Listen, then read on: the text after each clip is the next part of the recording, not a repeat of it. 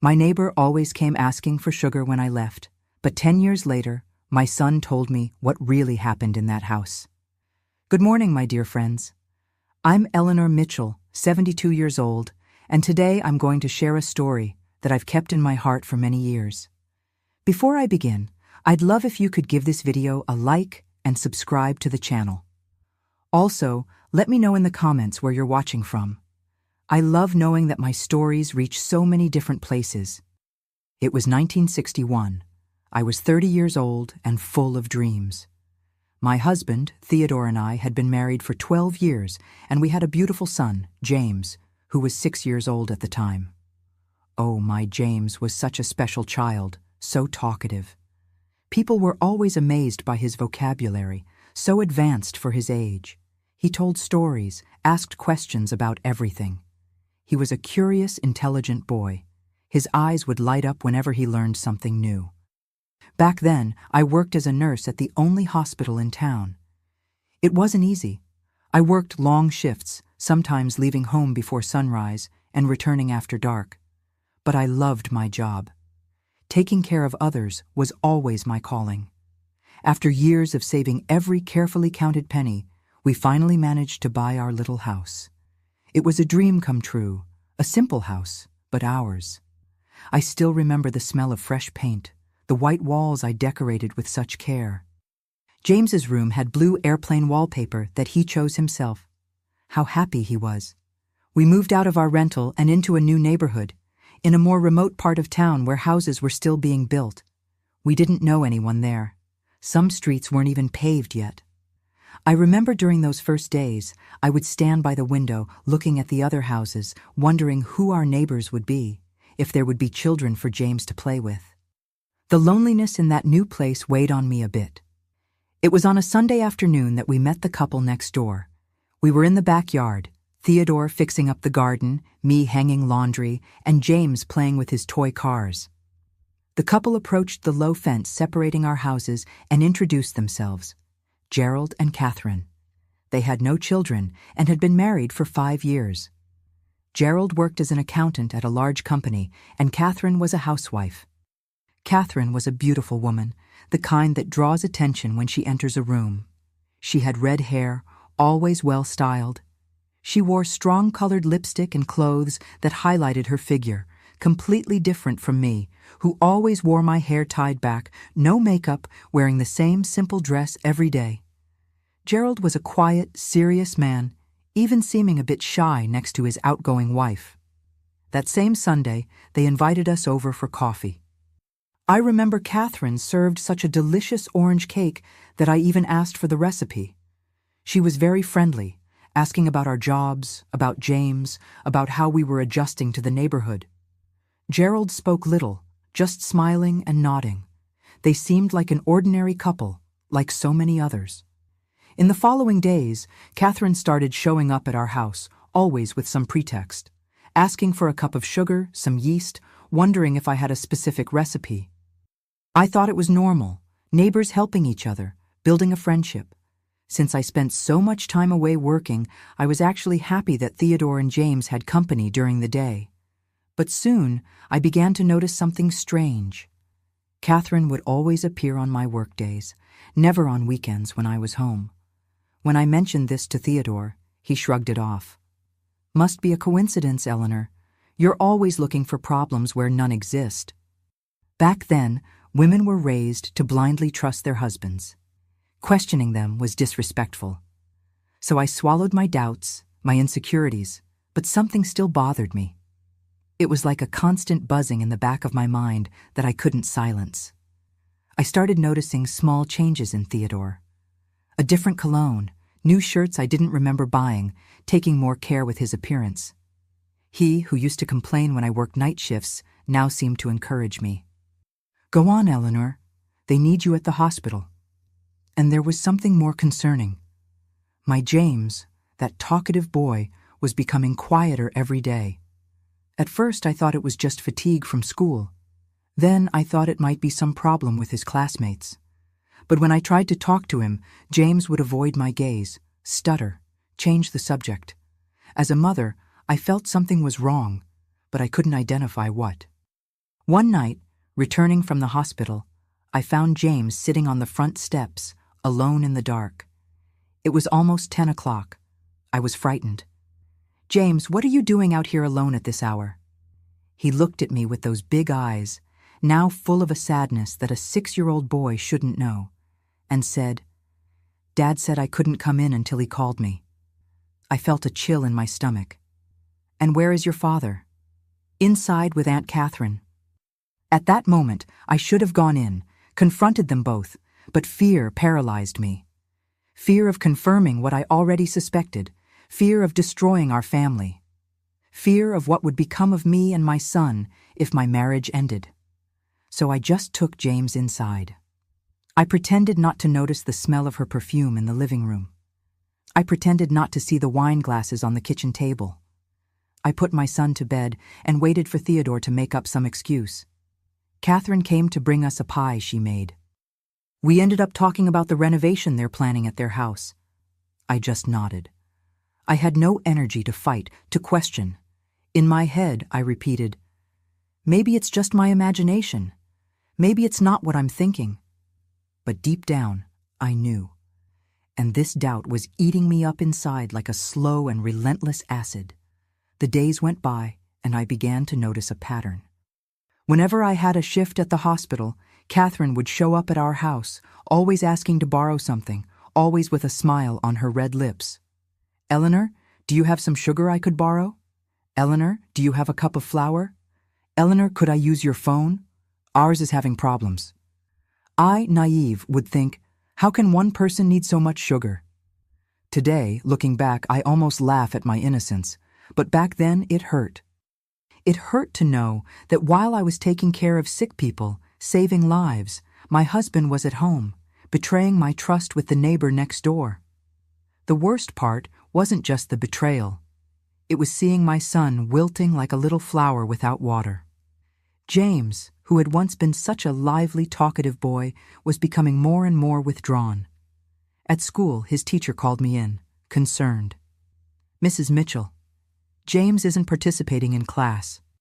He used to answer all the questions. Now he barely opens his mouth. When I ask him to read aloud, he starts to stutter. Has something happened at home?" And what could I say? That I suspected my husband was having an affair with the neighbor, that my son was probably witnessing things a child shouldn't see. I just answered that we were going through a difficult period and that I would pay more attention to him. The last straw came on a day when I left the hospital early. There was an emergency with staff shortages, and I was called to cover the morning shift instead of the afternoon. I didn't notify anyone at home. I thought I'd surprise them, maybe take James for ice cream before picking him up from school. When I arrived on our street, I saw that Theodore's car was parked in front of the house. He should have been at work at that hour. I parked a little further away and walked slowly. As I approached, I noticed that the door to our house was locked. I found that strange because normally Theodore left it unlocked when he was home. I went around to the back, through the small yard I took such pride in tending. The living room curtains were closed, which was also unusual for that time of day. That's when I heard laughter, Catherine's voice and Theodore's coming from our bedroom. My heart felt like it was going to explode in my chest. My hands were shaking so much I could barely hold my purse. But instead of going in, instead of yelling, making a scene, I simply backed away. I went back to the car and drove aimlessly for hours until it was time to pick up James from school. That night, watching my husband eat dinner as if nothing had happened, I felt a rage I had never experienced before. It wasn't an explosive rage. It was something cold, calculating. I decided I wouldn't confront Theodore immediately. I needed a plan. I needed to think about my son, our future. In the weeks that followed, I started working overtime at the hospital, not to stay away from home, but to save money. I hid part of my salary where Theodore couldn't find it. I started studying for a promotion that would allow me to work only during the day with a better salary. I sought information about how divorce worked, something so scandalous and difficult at that time that women were practically excluded from society afterward. And the hardest part, I tried to talk to James, but every time I brought up the subject of home, how he felt, if something was wrong, he would clam up like a shell. Those sad eyes would look at me for a second and then look away. "Everything's fine, Mom. I'm just tired." I knew everything wasn't fine. I felt it as only a mother can feel, but I couldn't break through that barrier James had built around himself. And that broke my heart in a way that no betrayal could break. It was after 3 months living in this situation, in this daily pretense, that I finally found the courage to confront Theodore. I waited for a Saturday when James was at a school friend's house. I prepared breakfast like any other day. And then, looking into the eyes of the man with whom I had shared 12 years of my life, I said, "I know about you and Catherine." His face went pale for a second, but he quickly composed himself. "What are you talking about, Eleanor? What madness is this?" "Don't take me for a fool, Theodore. I saw you two in our bedroom, in our bed." He denied it. He denied it with all his might. He said I was imagining things, that it was my sick jealousy, that I needed help. He even suggested that I see a doctor, that maybe it was all in my head. This was a common tactic at that time, making the woman doubt her own sanity. But I was prepared for this. There's no point in lying. Either you admit it and we talk like adults, or I walk out that door with my son and you never see us again. It was only then that he crumbled. He admitted the affair with Catherine, but tried to minimize it. "It was just a few times, Eleanor. It doesn't mean anything." She offered herself. "I'm a man. You know how it is." That hurt me more than the betrayal itself. As if it were natural, expected, for a man to cheat on his wife. As if I should accept it and move on. "I want a divorce, Theodore." The words came out of my mouth before I even realized I was going to say them. But when I heard them, I knew it was what I really wanted, what I needed. What happened next is a story for our next segment, my dears. Because what followed completely changed the course of my life and my son's life, and showed that sometimes the deepest wounds are the ones we can't see. When I uttered those words, "I want a divorce," Theodore's face completely transformed. From a repentant, pleading man, he became a stranger with hard features, almost unrecognizable to me. "You won't take my son," he said with a coldness that chilled me. "If you insist on this divorce madness, I'll make sure everyone knows what kind of mother abandons her home to work, leaving her son in his father's care." In 1961, understand, a divorce wasn't just the end of a marriage. It was a stain on a woman's reputation, something that would follow her for the rest of her life like a shadow. Divorced women were seen as failures, inadequate, even of questionable morals. And when there were children involved, oh, society was merciless. The laws of that time favored men in everything. Child custody almost always went to the father, especially if he could prove the mother was negligent in some way. And in my case, the simple fact that I worked outside the home, that I did night shifts, could already be used against me. Even so, I didn't back down. Something inside me had broken irreparably, and I knew I couldn't continue living in that lie. In the weeks that followed, our house became a silent battleground. Theodore continued to sleep in our bedroom. I moved to the living room couch. We didn't talk beyond what was strictly necessary, always careful that James wouldn't notice. Although, as I discovered years later, he noticed much more than we imagined. I sought help from a distant cousin who lived in the state capital. She knew a lawyer who agreed to advise me, even knowing I had few resources. He was the one who explained the harsh reality to me. My chances of keeping custody of James were minimal. "The court will look at you and see a nurse who works night shifts, who isn't home to take care of her son. They'll look at your husband and see a hard-working man, respected in the community, with regular hours and a home." "But he's cheating," I argued, tears streaming down my face. "With the neighbor, in our house."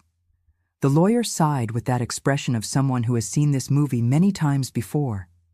"Mrs. Mitchell, unfortunately for the judge, this won't make much difference. Male adultery is tolerated by society, seen as almost natural. I left his office devastated, but not defeated. If I couldn't have custody of James, at least I would ensure that I could visit him regularly, that I would have the means to offer a better future for us both. That's when I made the decision that would change the course of my life.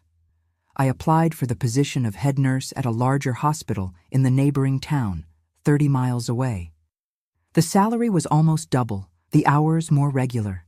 If I passed, I would have better conditions to fight for custody of my son in the future. I studied like I had never studied before. Every free minute was dedicated to books, notes, preparation for that exam that could mean our salvation. Meanwhile, the situation at home worsened. Theodore began to go out more, to come home late, sometimes intoxicated. There were nights when I feared for my safety, for what he might do in a moment of anger. The most painful thing, however, was seeing James. My boy, once so vibrant, now seemed a shadow of himself. At school, his stuttering got so bad that he refused to participate in oral classes. At home, he spent hours alone in his room, drawing somber figures that tightened my heart. When I tried to talk to him, hug him, comfort him, it was like hugging a wall. He was there physically, but emotionally absent. One night, I found him crying softly in his room, hugging his pillow to muffle the sound. I sat beside him, stroked his hair. "What is it, my love? You can tell me anything. Mommy will understand." He just shook his head, quickly wiping away his tears. "Nothing, Mom. I'm just tired." That stuttering, those eyes avoiding mine, it all tore me apart inside. I knew something was deeply wrong, but I couldn't reach him. I couldn't break through that invisible barrier he had erected. The results of the exam came out in July 1962. I passed in first place, to my own surprise. When I told Theodore, his reaction was exactly what I expected. Threats. "If you accept this job, if you move away from here, you'll never see your son again. I'll tell the judge you abandoned us, that you chose work over family." For the first time, I wasn't intimidated. "Do what you think is best, Theodore. I will too." The divorce process officially began in August. It was a scandal in the small town. I remember walking down the streets and feeling the stares, hearing the whispers. At church, the pastor even delivered a sermon about the sanctity of matrimony while looking directly at me. I lost friends of many years who suddenly didn't want to be seen in my company, as if divorce were a contagious disease. Catherine and Theodore didn't even try to hide the affair anymore. She would show up at our house openly, sometimes even when I was there, with that triumphant smile on her red lips. Gerald, her husband, seemed to have disappeared. I learned later that he had also filed for divorce and moved to another state. The custody hearing was scheduled for November. In the months leading up to it, I desperately tried to get closer to James, to create memories that could sustain our bond during what I knew would be difficult years ahead. I would take him fishing at the river, for ice cream in the town square, to Sunday matinees at the town cinema. He would smile, participate, but there was always something restrained, something broken in that smile. The night before the hearing, I sat on the edge of his bed. James was already asleep, his little face finally at peace, free from the tensions that accompanied him during the day. I stayed there memorizing every detail, every freckle on his nose, each eyelash, the curve of his still chubby child's cheek. I cried silently, the tears falling onto my hands. "I promise I'll fight for you," I whispered, even knowing he couldn't hear me. "I promise that one day we'll be together again." The hearing was exactly as my lawyer had predicted. The judge, a severe man in his 60s, barely looked at me during the process. Theodore presented himself as the dedicated husband, betrayed by his ambitious wife, who preferred to work rather than take care of the family. He brought witnesses, neighbors, friends from the church, who corroborated his version, saying I was absent, that the boy was often in his father's care while I was at the hospital. When it was my turn to speak, I tried to explain about his affair with Catherine, about how he had changed, about my fear for James's emotional well-being. The judge interrupted me. "Ma'am, marital problems are common in any marriage. What concerns me here is the child's well-being." The sentence came as I expected. Theodore got custody of James. I would have the right to bi-weekly visits, always supervised by a member of his family. Additionally, I would have to pay child support, a reversal of traditional roles that caused even more gossip in town. I left the courthouse, feeling that part of me had died there. The lawyer tried to console me, saying that with time, when I was established in my new job, with regular hours, we could file for a custody review. I had 1 week to say goodbye to James before moving to the neighboring town where I would start my new job. They were days of agony, trying to explain to a 7-year-old boy why his mother was leaving, why he wouldn't be able to see her every day anymore. But I'll come back to visit you, my love. Twice a month, we'll spend the whole day together. It will be our special day. James didn't cry, didn't protest, just nodded with that resigned expression no child should have. On the last day, when I picked him up from school for a special goodbye snack, his teacher pulled me aside. "Mrs. Mitchell, I know it's none of my business, but James isn't doing well. He has completely stopped participating in class, refuses to read aloud, cries in the bathroom thinking no one is watching. Has something happened at home besides the separation?" I felt my heart contract. "I don't know, teacher. He won't talk to me. I've tried everything, but it's like there's a wall between us." She squeezed my hand understandingly. "Maybe with time. Children sometimes hold things they don't know how to express. He might be blaming himself for the divorce. It's common at this age." I nodded, thanked her, but I knew there was more. Much more. Something I would only discover years later. Something that would completely change my understanding of those dark days. The goodbye that Sunday was the hardest thing I'd ever done in my life. I packed James's small suitcase with clothes that would stay with me for our weekend visits. I made his favorite dessert, cornbread with guava paste.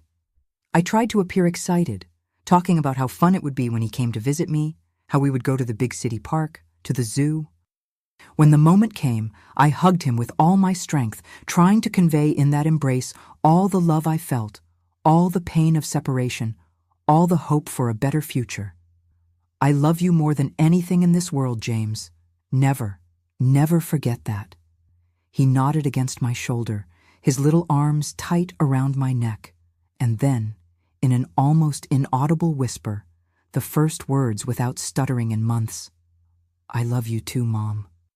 I got on the bus without looking back, because I knew if I looked, I wouldn't have the strength to leave. Sitting by the window, watching the landscape pass as I moved away from everything I knew, from my son, from my previous life, I let the tears come. I cried silently throughout the journey, a cry of mourning, of loss, but also of determination, because at that moment I made a promise to myself. This would not be the end. It was just the beginning of a fight. A fight for my dignity, for my son, for our future. A fight that, unbeknownst to me, would last years and have twists I could never have imagined. The town that received me was very different from the small community where I grew up. More modern, busier, with too many people to care about other people's lives. I rented a small apartment near the hospital, a modest place, but clean, where I lovingly prepared a little room for when James would visit me. The new job as head nurse demanded a lot from me, but I embraced each challenge, each responsibility. At work, no one knew about my past, no one judged me. I was just Eleanor, the competent head nurse, respected by doctors and subordinates. That new identity strengthened me, helped me move forward on days when the longing for James seemed to suffocate me. The first bi-weekly visits were tense, uncomfortable. Theodore insisted that his sister Irene be present the entire time, a bitter woman who looked at me as if I were the devil himself. James seemed lost, confused, torn between the joy of seeing me and the fear of displeasing his father. And so a new chapter of my life began. A chapter of waiting, of patience, of small battles and small victories. A chapter that, unbeknownst to me, was preparing me for the revelation that would come a decade later. A truth that would change everything I thought I knew about those dark years. My dears, You can't imagine how difficult it is for me to relive these memories. But at the same time, I feel that sharing this story might help other people going through similar situations. So, let's continue. Let's talk about those years away from my son, and how each bi-weekly visit was both a joy and a torture. I moved to the neighboring town in December 1962. I remember it was a time that should have been festive, with Christmas decorations in the streets, colored lights in store windows. But for me, it was the loneliest Christmas of my life. I spent Christmas Eve alone in my small apartment, looking at the tiny tree I had bought and decorated, thinking of James, at the wrapped presents he would only open during our next meeting. We had arranged that on Christmas Day I could see him for a few hours. I arrived at the old house loaded with gifts, my heart beating fast with the anticipation of hugging my son. When Theodore opened the door, the smile on my face froze. Catherine was there, sitting in my living room, wearing an apron in my kitchen, as if that were her rightful place. And worse, she had placed her hand on my son's shoulder in a gesture of false motherhood that made me want to scream. I swallowed the scream, swallowed the tears, swallowed the anger. It wasn't the time for confrontation, not with James watching, not on Christmas Day. I came in, greeted everyone with forced politeness, and focused only on my boy. He seemed so fragile, still so quiet. When I gave him the presents, his eyes lit up for an instant, but soon the light went out, as if he wouldn't allow himself to show happiness in my presence. Those few hours passed in the blink of an eye. Before I could really talk to James, really know how he was doing, Theodore was already checking his watch, indicating it was time for me to leave. I hugged my son tightly. I promised we would see each other soon. I tried to ignore the tears I saw glistening in his eyes when I said goodbye. I returned to my empty apartment, feeling as if I had been punched in the stomach. It was evident that Theodore and Catherine were living together in the house that was once mine. And my son, my little James, was stuck in the middle of that situation. A silent witness to a story that a child should never experience. The routine of bi-weekly visits was established with difficulty. In the first few months, Theodore constantly invented excuses. James is sick. James has a commitment at school. James went to travel with my sister. I filed a formal complaint through my lawyer, and after a warning from the judge, he stopped with the excuses, but the tension remained. Every time I came to pick up James, it was like entering enemy territory. Catherine made a point of being present, of making me feel like an intruder in the house that was once mine. Theodore, in turn, always had a list of instructions, as if I didn't know how to take care of my own son. He can't eat sweets. Don't let him stay up late. Don't take him to crowded places. But the most painful part was the transformation of my James, that boy who was once so talkative, so full of life, now a quiet, introverted child. The stuttering, which had started as something mild, was now so severe that there were moments when he would simply give up on speaking, pointing to what he wanted or responding with gestures. At school, according to Theodore, in an accusatory tone, James was having difficulties. Teachers suggested specialized help, but Theodore refused. There's nothing wrong with my son. I knew something was deeply wrong, but I felt powerless. During our visits, I tried to create an environment of safety, of affection, where James could open up. I would take him for walks in the park, for ice cream, to movie sessions. I photographed every moment, creating an album that documented our meetings, a treasure I keep to this day. Slowly, very slowly, I began to notice small changes. He still stuttered, still avoided long dialogues, but occasionally, when we were alone, doing something he enjoyed, a glimpse of the old James would emerge, a genuine smile, a curious question, a witty comment. In those moments, my heart would fill with hope. At the hospital, my work as head nurse was demanding but rewarding. I earned the trust of the doctors, the respect of the other nurses. I started teaching at the nursing technical course, which provided me with extra income. Every penny saved went into a special account that I mentally called the James Fund. money that I would one day use to fight for custody of my son, to provide him with a better education, opportunities I didn't have. In 1964, almost 2 years after our separation, I felt it was time to try again for James's custody. He was now 9 years old, an age when his opinion would begin to carry some weight in court. I had a stable job, regular hours, a better financial situation. My apartment was now larger, in a good neighborhood, close to excellent schools.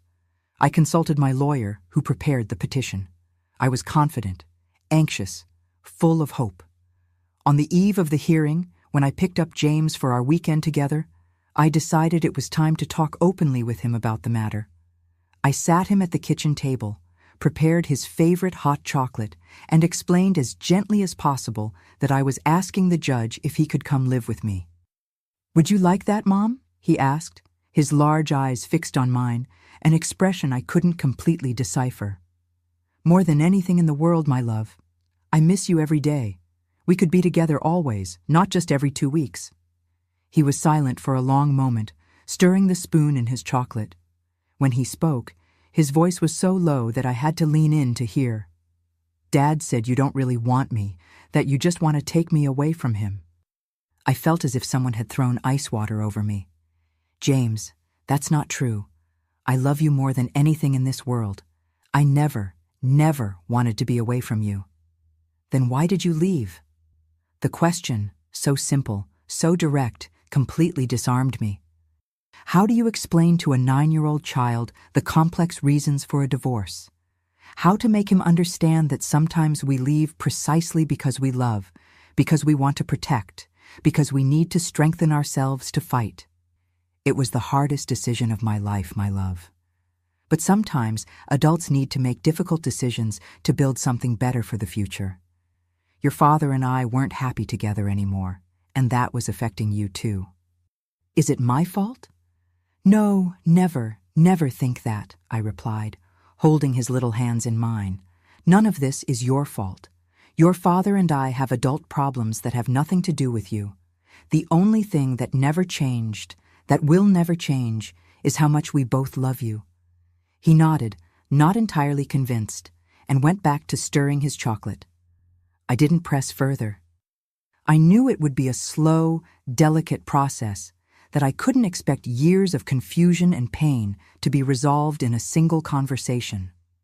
The next day, at the hearing, I received another devastating blow. Theodore presented witnesses, neighbors, James's teacher, even a doctor, who testified that the separation had been traumatic for the boy, that he became nervous and anxious before and after my visits, that the speech problem had worsened significantly. Most cruelly, Theodore's lawyer suggested that James's stuttering was a reaction to maternal abandonment, that I was the cause of my son's suffering. And to top it off, Catherine testified, describing herself as a present and stable maternal figure in James's life, insinuating that they now formed a harmonious family. When I left the courthouse that day, after hearing the judge deny my custody request once again, I felt a toxic mixture of anger and despair. Anger at Theodore, at Catherine, at the system that seemed determined to punish me for having refused to live in a lie. Despair, thinking about the years to come, the birthdays, Christmases, important moments I would miss in my son's life. But I didn't give up. I couldn't give up, for James, for myself. In the years that followed, we established a routine. The bi-weekly visits became calmer, less tense. Theodore, perhaps satisfied with having won in court, became less hostile. He started to let James come without Irene's supervision. He allowed him to spend some holidays with me. Small victories that I celebrated in silence. In 1966, Theodore and Catherine officially married. It was a hard blow, but expected. The small town that had judged me so harshly before now had a new scandal to comment on. The man who had been abandoned by his wife was now marrying the neighbor, the one who always came asking for sugar. Even from a distance, I heard the rumors, the malicious comments that reached me through one or another acquaintance who still kept in touch. James was 11 years old then. The stuttering persisted, but had improved a bit.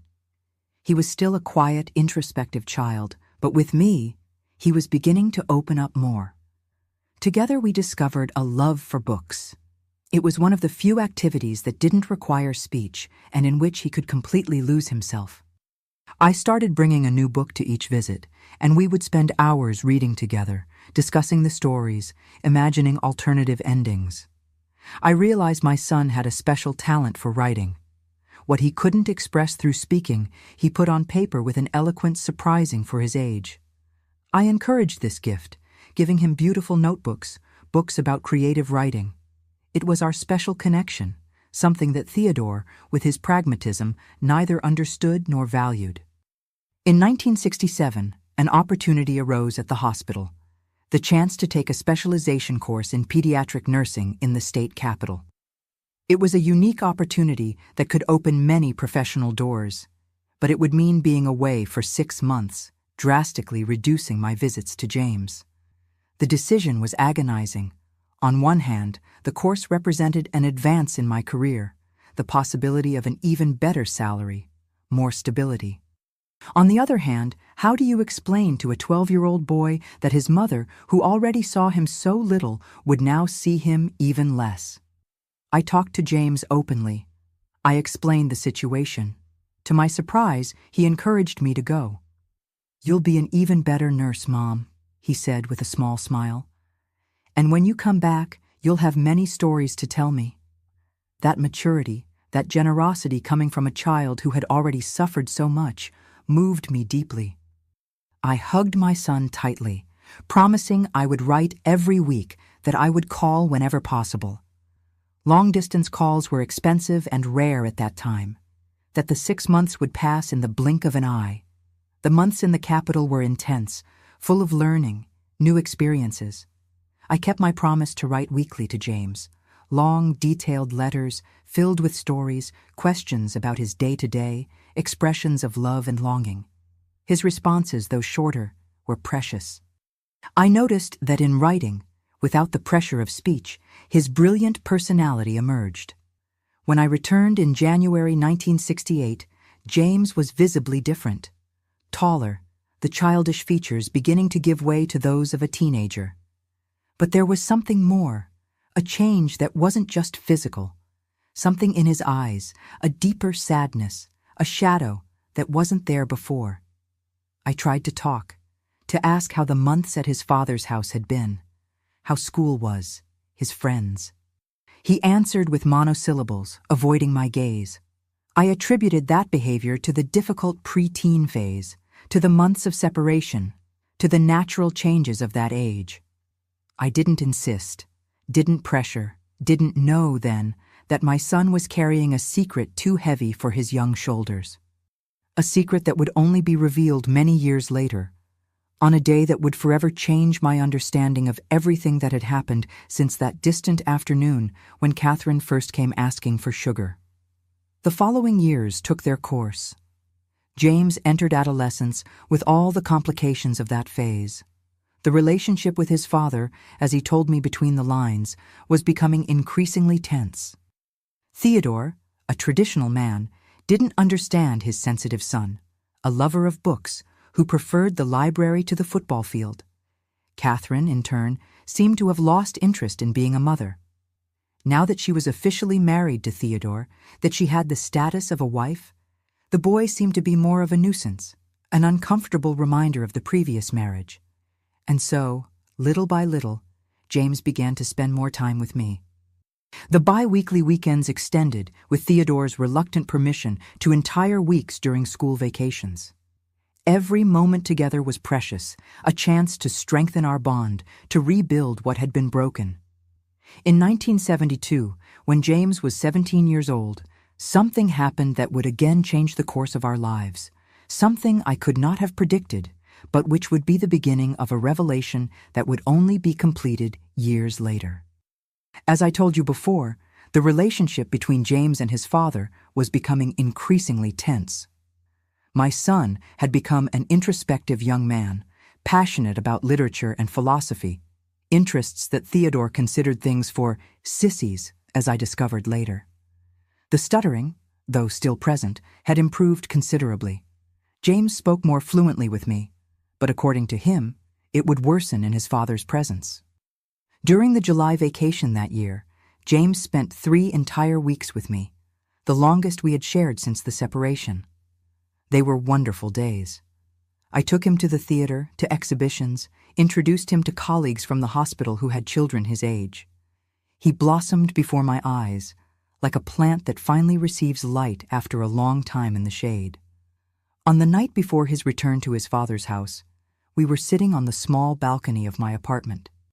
The starry July sky stretched above us, and we talked about his dreams, his plans for the future. James wanted to study literature, to be a teacher, maybe a writer. "Dad says that's not a man's profession," he commented, the stuttering returning slightly at the mention of Theodore. "He wants me to work at the factory with him." I took a deep breath, containing my irritation. Even after all those years, Theodore continued trying to mold his son in his image, without respecting his individuality. "And what do you want, my son?" He was silent for a moment, looking at his hands. When he raised his face, there was a determination in his eyes that I had never seen before. "I want to live with you, Mom. I can't stand that house anymore." Those words, which I had waited to hear for so many years, caught me by surprise. "Are you sure, James? Your father?" "I don't care what he'll say. I've thought about it a lot. Next year I'll be 18. I want to go to college. I want to study, Mom. I want a life different from what he plans for me." That night we made plans. As I imagined, Theodore wouldn't easily accept his son's decision. We would need to wait a few months, prepare the ground, maybe consult a lawyer to understand the legal implications since James was still a minor. The next day, I took him back to his father's house with a lighter heart than in any other return. There was hope on the horizon, the prospect of finally having the chance to rebuild our family, to recover the lost years. But fate had other plans. 2 weeks later, I received a call in the middle of the night. It was from the emergency room at the hospital in our old town. Theodore had suffered a serious accident at the factory, a defective machine, a momentary distraction, and he had lost 2 fingers on his right hand. He was in surgery, and James, alone at home with Catherine, was in shock. I took the first morning bus, arriving at the hospital a few hours later. I found James in the waiting room, his face pale, his eyes red from crying. Catherine was nowhere to be found. "Where is your stepmother?" I asked, after hugging him at length. "She went to get coffee," he replied, but his tone seemed strange to me. "She's very nervous." I learned later that Catherine had a nervous breakdown when she saw Theodore bleeding and had to be sedated. It wasn't the first time she had shown fragility in moments of crisis, a stark contrast to the image of a strong, determined woman she projected. Theodore's accident was more serious than it initially appeared. Besides the loss of fingers, there was damage to the tendons and nerves in his arm. He would need months of recovery, physical therapy, and probably would never have the same movement again. This meant he couldn't return to the same role at the factory. That afternoon, sitting next to a sedated Theodore, with James sleeping exhausted in a nearby chair, I saw Catherine enter the room. Our eyes met, and for the first time in all those years, I didn't see triumph or contempt in her eyes. I saw fear. "He won't be able to work for months," she said in a low voice. "How will we support ourselves?" That "we" bothered me. She spoke as if James didn't exist, as if his needs weren't part of the equation. In the days that followed, it became evident that Catherine didn't have the emotional structure to deal with the situation. She would appear at the hospital only for short periods, always nervous, always in a hurry to leave. Most of the time, it was James who stayed with his father. A silent, sad James, who seemed to carry the weight of the world on his shoulders. I decided to stay in town for a few days. I took leave from the hospital where I worked, rented a room in a nearby boarding house, and took turns with James in caring for Theodore. Not for him, who had never shown any compassion for me, but for my son, who, despite everything, still loved his father. It was during these days that James and I had deeper conversations.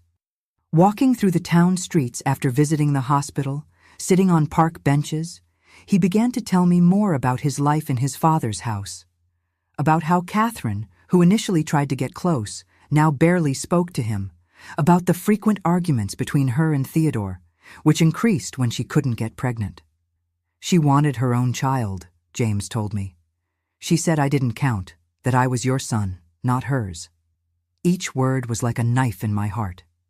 I imagined my boy alone in that house full of tension, witnessing fights, feeling like an intruder, a burden, while I was miles away, powerless to protect him. When Theodore was discharged, a week later, the situation at home became unsustainable. With her husband unable to work, receiving only insufficient disability assistance, Catherine began to show her true character.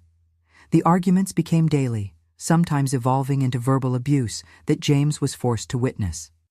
It was on one of these nights, when the raised voices prevented him from sleeping, that James made a decision. He packed a suitcase with his clothes, his most precious books, and left the house unnoticed. He walked to the bus station and bought a ticket to the town where I lived, using money he had been saving from small jobs he did.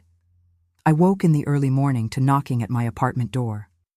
When I opened it, I found my son, his worn suitcase at his feet, his face determined despite the deep dark circles under his eyes.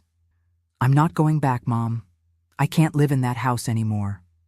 At that moment, I didn't hesitate. Even knowing I could face legal problems, that Theodore could accuse me of kidnapping for harboring a minor without authorization, I opened my arms and my home to my son. "You're home now, my love, and you don't have to go back if you don't want to." In the days that followed, I consulted a lawyer. Since James was about to turn 18, and considering the exceptional circumstances, Theodore's accident, the financial and emotional instability in his home, there was a possibility we could get James's emancipation accelerated. This would allow him to make his own legal decisions, including where to live. To our surprise, Theodore didn't fight against this. Perhaps out of wounded pride, perhaps from being overwhelmed with his own problems, or perhaps, I want to think, for finally recognizing that the best place for his son was beside his mother. He signed the necessary documents, and in September 1972, James officially came to live with me. Those first months were ones of adaptation. He had to transfer schools, make new friends, adjust to a completely different routine. I rearranged my schedules at the hospital to be more present, to make up for the lost years. James's stuttering improved considerably during this period. Away from his father's intimidating presence, he seemed more relaxed, more confident.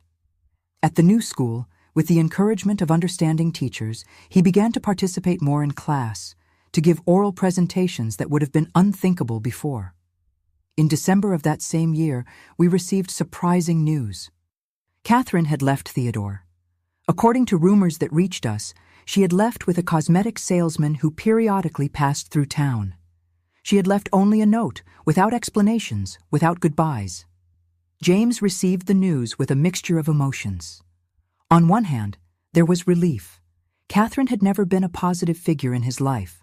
On the other hand, concern for his father, now alone, still recovering from the accident, without a steady job.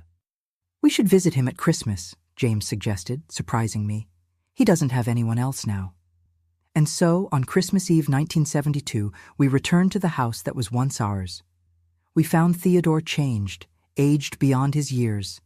The accident, Catherine's abandonment, his son's departure, all of it seemed to have broken something fundamental inside him. For the first time since I had known him, I saw Theodore cry. Not tears of anger or manipulation, but those of a man genuinely defeated by life. He awkwardly hugged his son with his good arm, and even to me, he directed a look without the usual hostility. That visit was the beginning of a different relationship between the three of us. We weren't a family again. We would never be. But there was a kind of truce, a tacit recognition of past mistakes, an attempt to build something new from the ruins of what had been destroyed. In the following year, 1973, James turned 18 and applied to college for a literature degree, being admitted with distinction. His dream of becoming a teacher, of working with the written word, that same word that for so long had been stuck in his throat, was becoming reality. It was also in 1973 that I met August, a widowed doctor who worked at the same hospital as me. After years dedicated exclusively to work, and James, I allowed myself, at 42, the possibility of a new love. August was kind, patient, respectful, the opposite of Theodore in every way, and most importantly, he treated James with the same kindness and respect with which he treated me. Life, which for so many years had seemed a constant struggle against the current, was finally flowing in our favor. James was in college. I had a job I loved, a new relationship that made me happy. Even Theodore seemed to be finding some peace. With the compensation from the factory, he opened a small bar that allowed him to work despite his disability in his hand. But there was still a ghost from the past haunting us. Something James carried inside himself, a secret that weighed in his eyes when he thought I wasn't looking. Something that would only come to light some years later, on a hot summer night, which would forever change my understanding of everything we had lived through. The truth was coming, though I didn't know it yet. The truth about those distant days, about the meetings between Catherine and Theodore, about what my son had really witnessed while I worked at the hospital, saving lives, not knowing that my own son's life was being irrevocably marked by traumas that no child should bear. It was January 1976. James was 21 years old and in his third year of literature at the university. I had married August the year before in a simple ceremony with James as our best man. Life had found a new rhythm, a new harmony that seemed almost miraculous after so many years of struggle and suffering. That particularly hot summer, we decided to spend a week at the beach, the three of us together. August rented a small house just steps from the sea, a luxury we could never have imagined in the difficult times. The mornings were dedicated to walks on the sand, sea bathing, reading under the beach umbrella. The nights to conversations on the porch, contemplating the stars, listening to the sound of the waves. It was on one of these nights, after August had retired early, leaving me alone with my son, that the past returned like an unexpected wave, washing away the sands of time to reveal what had been buried for so many years. We were sitting side by side in the porch's straw chairs, observing the full moon reflected on the sea. James was quieter than usual, seeming lost in distant thoughts. When I asked if everything was okay, he just nodded, but continued with that distant look that I knew so well, the look that indicated something was deeply troubling him. "Are you sure, son? It seems like something's bothering you." He took a deep breath, his fingers nervously drumming on the arm of the chair. The stuttering, which had almost disappeared for years, returned slightly when he finally spoke. "Mom, I have something I need to tell you. Something I should have told you a long time ago." I felt a chill down my spine, a premonition that what would follow would change everything. "You can tell me anything, my love. Anything." He looked to the horizon, as if seeking strength in the immensity of the ocean. "It's about Dad, about him and Catherine, about what happened when you left for work." My heart raced. I always knew there was something more, something James carried as an invisible weight, but nothing could have prepared me for what he revealed on that starry night. "I knew everything, Mom, from the beginning. I saw when she came, when they pretended it was just to ask for sugar or any other excuse. I saw what they did when they thought I was playing in the backyard." He paused for a moment, catching his breath, his voice firmer when he continued. "Once I was hidden in my room. I had come back early from the neighbor's house where I was playing. I heard laughter in the living room, and when I peeked, I saw the two of them together on the couch. Dad noticed my presence and was furious. He pulled me by the arm, took me to the room, and—" Here his voice failed. I saw tears beginning to stream down his face, now no longer that of a boy, but of a young man who still carried the scars of a stolen childhood. "He made me promise never to tell you. He said that if I told, you would leave and never come back, that it would be my fault for destroying our family. He said no one would believe me, that I was just a stupid boy who couldn't even speak properly." Each word was like a stab in my heart. I imagined my little James at just 6 years old carrying that terrible secret, that threat, that constant fear. That's why I started to stutter, Mom. The fear of speaking, of the words escaping without wanting, of destroying everything. It was like a knot in my throat that never untied. The more I tried to hide, the harder it became to speak. At that moment, so many puzzle pieces fit together. The sudden change in James's behavior, the stuttering that arose from nowhere, the way he isolated himself, how he avoided conversations that could lead to the forbidden subject. It all made terrible, painful sense. At school, I stopped participating in classes because I was afraid that if I started talking, I wouldn't be able to stop and the secret would escape. The other boys mocked me because of the stuttering. They called me dummy, and that only made everything worse. Silent tears ran down my face as James continued his revelation. As a mother, the worst feeling is knowing your child suffered and you weren't there to protect him. That while you were fighting to build a better future, he was trapped in a lonely nightmare with no one to trust, no one to comfort him. When the divorce came, it was even worse. I knew the truth. I knew Dad was to blame, that he had betrayed you, but I couldn't say anything. And then, when the judge decided I would stay with him, it was like a punishment for my silence, as if God was punishing me for not having told the truth. James, my love, I managed to say between sobs, none of this was your fault. You were a child, an innocent child caught in the middle of adult problems. You should never, never have been put in that position. But if I had told, maybe you wouldn't have gone away. Maybe we could have stayed together. That phrase broke me into 1,000 pieces. For years, my son had carried not just the weight of the secret, but also the guilt for our separation. A guilt that was never his, that should never have been placed on his small shoulders. Even if you had told, my love, the laws of that time probably would still have favored your father, but it would have given me more strength to fight, to try other alternatives. What's important is that now we're together, that you no longer need to carry this secret. He nodded, wiping away tears. When I went to live with you, after Dad's accident, it was like a huge weight lifted from me. Away from him, away from that house full of bad memories, I could finally breathe. That's when the stuttering started to improve. We were silent for a long time, just feeling the sea breeze, hearing the waves, letting the finally revealed truth find its place between us. It wasn't a beautiful truth. It was painful, terrible, but it was liberating. Why did you decide to tell me now after so many years? I finally asked. He smiled sadly. I'm writing my senior thesis on childhood trauma and speech disorders. During the research, I realized I had never really processed what happened, that part of me was still that frightened boy, carrying a secret too heavy.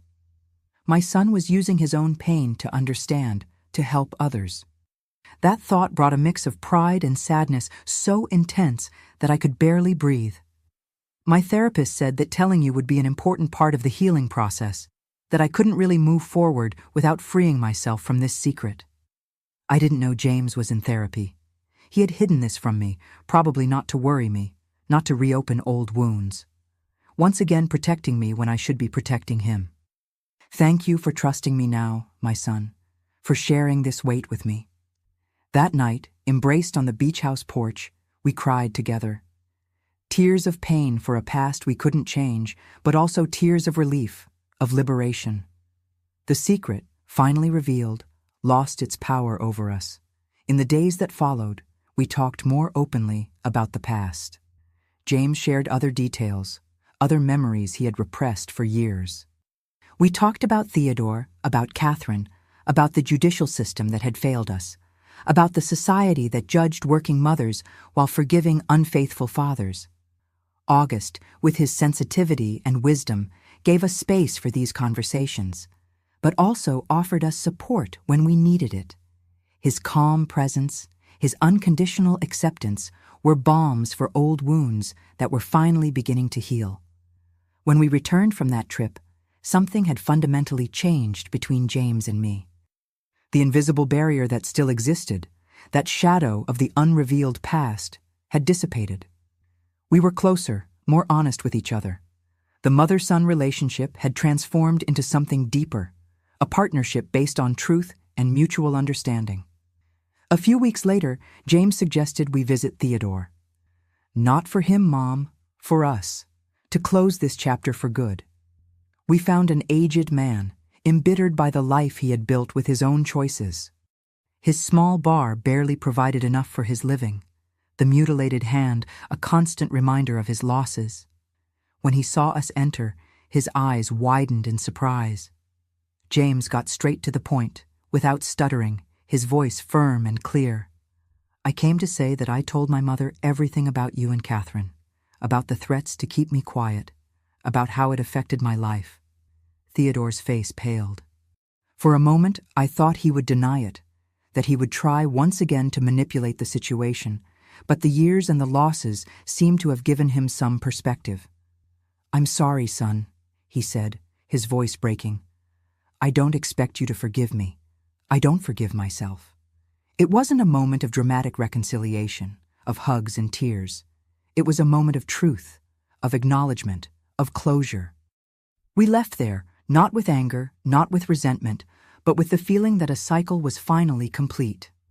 In the years that followed, James graduated with honors, became a university professor specializing in literature and studies on trauma and language. He married, had children, my precious grandchildren who never met the grandfather who hurt their family so much. For Theodore passed away in 1980, alone in his small apartment at the back of the bar. Catherine, we later learned, went through several relationships, always seeking material security, which seemed to be her main motivation in life. The last news we had of her was that she lived in the south of the country, married to a local businessman, apparently having found the stability she so desired. As for me, I built a full life alongside August, James, and later my daughter-in-law and grandchildren. I retired as the nursing director of the hospital, respected by colleagues and patients. A life very different from what I could have imagined on that distant afternoon when I discovered Theodore's betrayal. What did I learn from all this? That the truth, however painful it may be, is always the path to healing. That secrets poison only those who keep them, but everyone around them too. That children see, hear, and feel much more than we imagine, and carry these experiences into adult life. I also learned about forgiveness, not as an absolution for those who hurt us, but as a gift we give to ourselves, freeing us from the weight of resentment and bitterness. Theodore never deserved my forgiveness, but I deserved the peace that came with it. And above all, I learned about the power of love, the love that made me fight for my son even when everything seemed lost, the love that gave James the strength to overcome his traumas, to transform his pain into something positive. The love that in the end was stronger than all the lies, all the betrayals, all the obstacles that life put in our way. Today, at 72, I look back and see not just the pain, but also the journey of overcoming. I see a boy who lost his voice out of fear and a man who recovered it through courage. I see a young woman who had everything taken from her and an older lady who rebuilt her life brick by brick, day by day.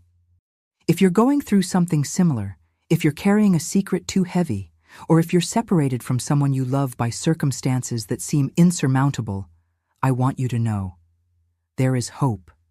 The path may be long, may be painful, but there is light at the end. Truth liberates, love heals, and time, that silent ally, works in our favor when we choose to move forward with courage and dignity. Thank you for listening to my story, for sharing with me these memories that for so long were kept in my heart. If it touched you in some way, if it brought some reflection, some comfort, then it was worth reliving these difficult moments. And remember, never underestimate what a child sees, hears, and feels. Never underestimate the marks that our words and actions can leave on those we love. And never ever give up fighting for love, because in the end, that's all that really matters.